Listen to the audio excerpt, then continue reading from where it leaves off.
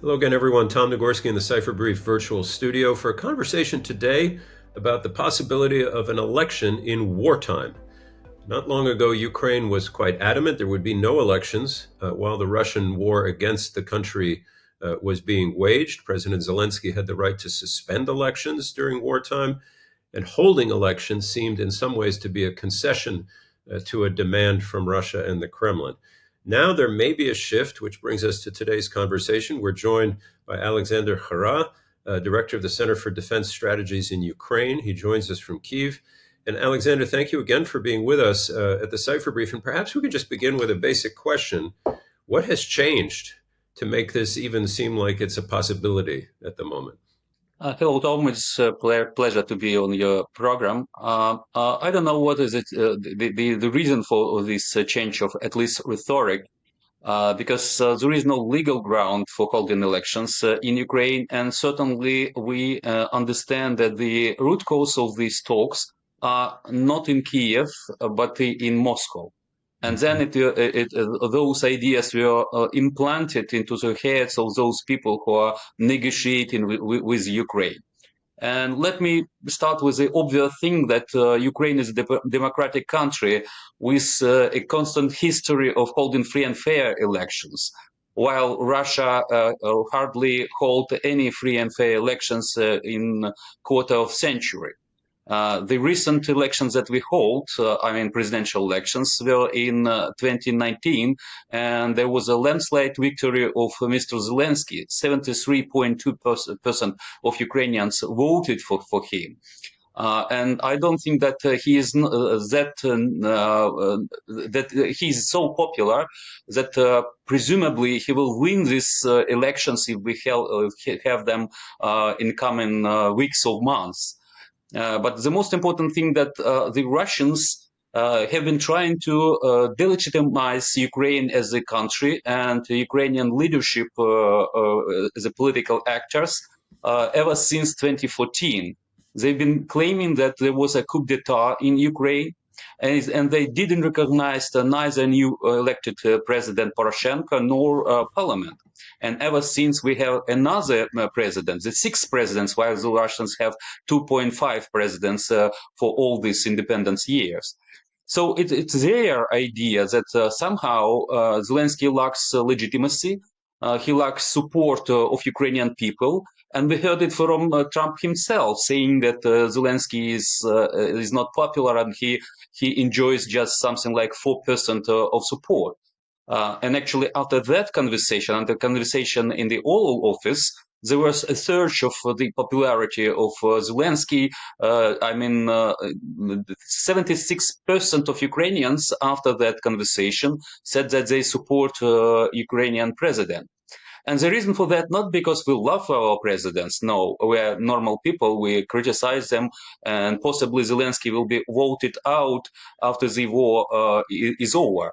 The reason for that is that we are rallying behind the wartime leader. And even though he made mistakes during these 3 years of war, but we understand that if we undermine our ability to speak in one voice to our foreign partners, we will be crushed by Russians. And that's why even those people who didn't vote for Zelensky in 2019 or who are not going to vote for him once again, they said that they support him. The future of national security is here. Introducing the Cipher Brief's NatSec Edge Conference, June 5th through 6th, 2025 in Austin, Texas. Join leaders from intelligence, defense, private industry, and investment as they explore the innovations shaping tomorrow's world. Gain critical insights, connect with top minds, and shape the future of security in an interconnected world. Don't just witness the future, be a part of it. Secure your spot now at natsecedge.com. So, but has something changed in the Zelensky camp? We have seen there's a big piece in The Economist recently that suggests that despite everything you said about the idea of the elections originally coming from the Kremlin and perhaps being, moved along by Washington, that there is a suggestion in somewhere in the Zelensky world that maybe this is a good time because his popularity, as you say, has increased a little bit, and so there may be a wish on their part to go ahead and do this because he's popular again. I hope Zelensky is not driven by his ratings and opinion polls, because once again, elections during the wartime are extremely dangerous. Not to mention that they are prohibited by our constitution and our law on elections. While we have martial law, we cannot hold any elections, and certainly we need to have some, let's say, some improvements in security environment. The Russians are not obeying their word and the agreement they reached with Mr. Trump, and they are hitting us with their missiles and drones each and every day and night.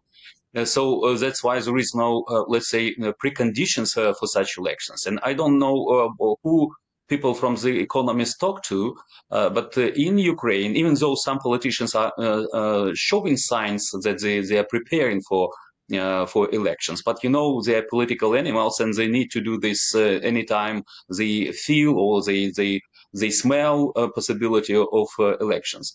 I believe that the only reason why Zelensky considers possible elections in Ukraine is that he needs to accommodate and he needs to somehow be soft with Mr. Trump. We've seen that when Mr. Trump decided to cut supplies of aid, defensive aid, and sharing of intelligence, we suffered from the Russian missiles attacks, and we are not able to defend our cities simply because the early warning depends heavily on the American intelligence. So I think that he is trying to be soft with Trump and not to, let's say, contradict his demands, at least so far. And this is the only reason for all these talks. And in May, as I understand it, there's it's a deadline, May the 5th, I believe, for a parliamentary vote to extend martial law. So presumably, you would have to have some kind of ceasefire that is actually working, right? Before, otherwise the martial law will be extended. And to your point, then there cannot be elections under martial law. Is that right? Oh yes, but there are some many other challenges that we face, starting from infrastructure. The Russians either destroyed or severely damaged more than 3,500 facilities. I mean, schools, universities, and traditional we hold elections there. We have some 5 millions of Ukrainians as internally displaced people, 6.9 million of Ukrainians as refugees abroad. And we need to bring them back or to provide them with the possibility to vote, not just in consulates and embassies. And certainly it's a limited, let's say, possibility to proceed with all those people over there. And in Ukrainian case, you should vote in person. You cannot send a bulletin to via your regular post. So there are many technological challenges. Not to mention that we need to amend our register of voters. We have some 34 million of Ukrainians registered as voters, including 8.5 million of Ukrainians living on the occupied territories like Crimea, Kherson, Zaporizhia, Donetsk, and Luhansk regions. So we need to update this register with the aim to be able to proceed with that. Ukrainian experts on elections are saying that we need at least half of a year and up to a year to solve all those legal and, let's say, infrastructural issues with the aim to hold elections that will be at least a minimum seen as free and fair. And I don't think that the parliament would not continue this martial law, since we are in war with Russia, and there is no sign that Russia is going to stop this war. They violate all those agreements reached between the U.S. Team and the Russian team, and there is no, let's say, any sign that they are going to obey those commitments in the nearest future. So basically, what you're saying is even if there is a ceasefire, even if the Zelensky team really does want to take advantage of this moment to do it, that just the practical arrangements for an election at the moment would either take a very long time or be impossible. Is that right? Yeah, that's right. And certainly, unless there is an to this war, we cannot withdraw our military personnel and defense forces from the front line. And now it's over 1 million of Ukrainians serving in different branches of military or security services and so on and so on. So they will be not able to participate as voters because, there is rotation and there is a danger in the front line, but from the other hand, they will not be able to participate as candidates. And I believe there might be some military guys or civilian who are serving in the military now who may contest Zelensky. And certainly, it's difficult to call such elections that the large chunk of population is not able to cast their votes. Not to mention actually the budgetary thing. For 2025, we didn't put any allocation of funds into our budget, and the last elections we needed to have 87 million of US dollars to run these elections. And not to mention the possibility of, let's say, ruining the national unity. Because political campaigns are characterized by division and the fight for each and every subject. And it's something that we don't want to lose during these elections. We want to keep this unity until this war is over. Now, you and I have talked in the last couple of months about how the changes in Washington in terms of policy and rhetoric and statements have caused so many changes around the world and in Europe especially. I'm struck listening to what you said that strangely, even though this whole idea of a new election in Ukraine was an idea born in the Kremlin, there's a lot of people who think that the Kremlin wouldn't get the outcome it wants right now, even if there were an election, right? Because it's quite likely, for all the reasons you said, that Zelensky would win and perhaps win handily. Do you think that's right? I know you're not a political analyst, but it's maybe a case of be careful what you wish for. Oh, yes, but the Russians are pretty good in meddling in election processes, like in Georgia in 24, in Moldova 24, Romania the same year, and even in Germany in 25. Not to mention the United States elections and so on and so on. So certainly they will use this opportunity to just to paralyze the process and blame Ukraine for not being a democratic country. And under such circumstance, I mean security risk, we cannot expect that many international observers will be deployed to Ukraine to witness that these elections are free and fair. So it's something that Putin would be satisfied with, not the result of the elections, but the ability to influence them and then blame Ukraine that we are doing something wrong, like depriving Russian speakers or ethnic Russians, all those talking points that they used in 2014 to invade Ukraine in the first place, in Crimea, Donetsk, and Lugansk. So it's not that Putin should be afraid of possibilities that Zelensky might be re-elected, but he will use this as opportunity to undermine Ukrainian society and Ukrainian state, and certainly positions of Mr. Zelensky. And last question, Alexander. We read analysis around the world, but you are there. We're not even, it's only a month and a half since that day when President Zelensky came to the Oval Office and had that really quite terrible meeting with President Trump and Vice President Vance.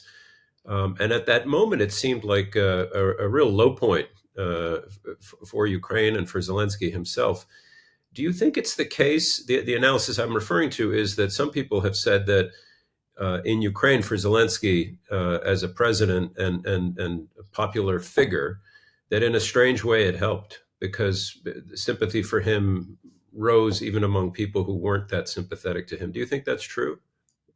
Well, yes, it's true, and actually there is data. As I said, that there was a 10% surge of support among Ukrainians, which is pretty good.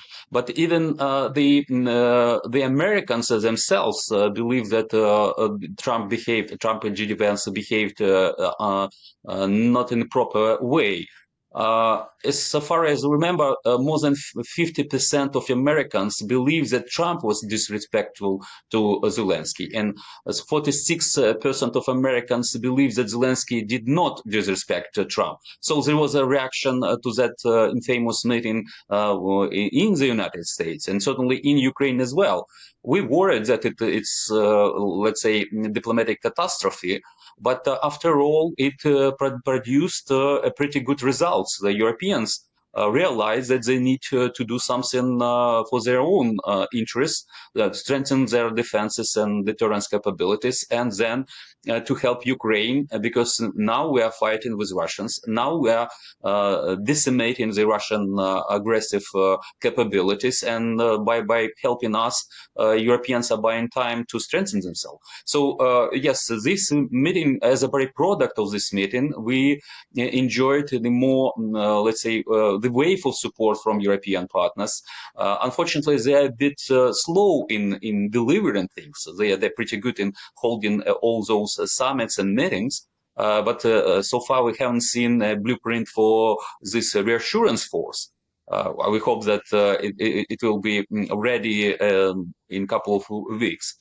But just like I'm a bit worried that we are heading towards inevitable worsening of relations with the United States when our American partners would decide to talk about so-called concessions. And what we have in our menu is the NATO membership, it's the borders of 1991, it's the let's say recognition of those illegally occupied and annexed territories,